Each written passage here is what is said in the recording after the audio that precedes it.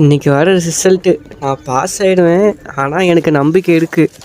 நம்பிக்கை தானே எல்லாம். ஆனாலும் ஒரு பயம் பதட்டம். ஏன்னா மார்க் எவ்வளோ என்று எங்கள் அம்மா அப்பா கூட கேட்க மாட்டாங்க. ஆனால் இந்த பக்கத்து வீட்டுக்காரங்க சொந்த பந்தங்கள்லாம் இருக்கிறாங்க பாரு, அவங்க தான் வச்சு என்னை இந்த துவம்சம் பண்ணி விடுவாங்க. அதான் ஒரு சின்ன பதட்டம். என்ன பண்ணுறதுனே தெரியல எனக்கு வேறு. இப்போ வேறு என் தம்பி வேறு வருவான். அவன் என்கிட்ட என்ன சொல்ல போகிறான்னு வேறு தெரியல.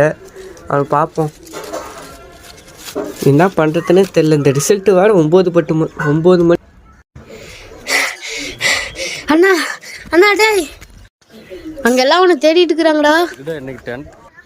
இன்னைக்கு 10வது ரிசல்ட்டு. பெரிய ஆள் வர 10வது பரீட்சை எழுதியிருக்கிறாப்படி. நம்ம பொழப்பு தான் இப்படி கஷ்டப்படுற பொழப்பாக இருக்குது. அவங்க வாழ்க்கையினாச்சும் கடவுளை ஆசீர்வதிப்பாருன்னு நினைக்கிறேன்.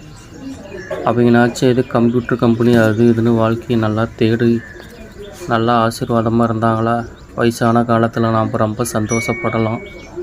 பார்ப்போம்.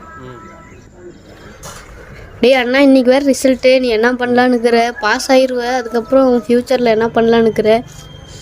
அடுத்து என்ன குரூப் எடுக்கலான்னு நம்ம டீச்சர்கிட்ட கேட்டால் சொல்ல போகிறாங்கடா.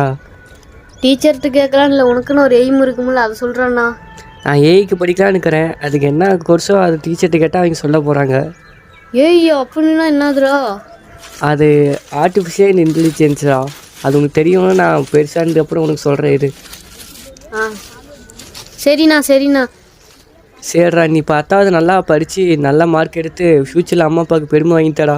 நானும் அப்படி பெருமை வாங்கி தருவேன். நானும் அதனால தானே இப்போ இருந்தே படித்து நான் உழைப்பாளியாக ஆக போகிறேண்ணா. உழைப்பாளியெல்லாம் ஆகாதடா, நீ மற்றவங்களுக்கு வேலை தர பொறுப்பாளியே ஆகுடா. சரிண்ணா. நீங்கள் என்ன வேலைக்குண்ணா போய் நல்லா நீங்களும் படித்து நல்லா முன்னேறக்கணும். நான் இனி இந்த கேமு டிவியெல்லாம் பார்க்குற மாதிரி இல்லைடா. ஏன்னா எத்தனை சின்ன பசங்களாக இருந்துட்டோம். இனிமேல் இந்த கேமு டிவிலாம் நமக்கு வேணாம். அதனால தான் நம்ம படிக்காமல் ஊர் சுற்றிட்டு இருந்தோம்.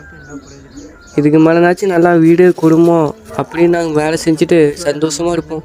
நம்ம அம்மா அப்பாவுக்குனாச்சும் படிப்போம். நமக்காக படிக்க தேவை. நம்ம அப்பா அப்பாலாம் நம்ம கஷ்டப்படுறாங்க. 10th ரிசல்ட்டு வேறு இப்போ வரப்போகுது. என்ன குரூப்புன்னு நம்ம மிஸ். இந்த உலகம் ஜெயிச்சிருவேன்னு சொன்னா கேட்காது, ஆனா ஜெயிச்சவன் சொன்னா கேட்கும்.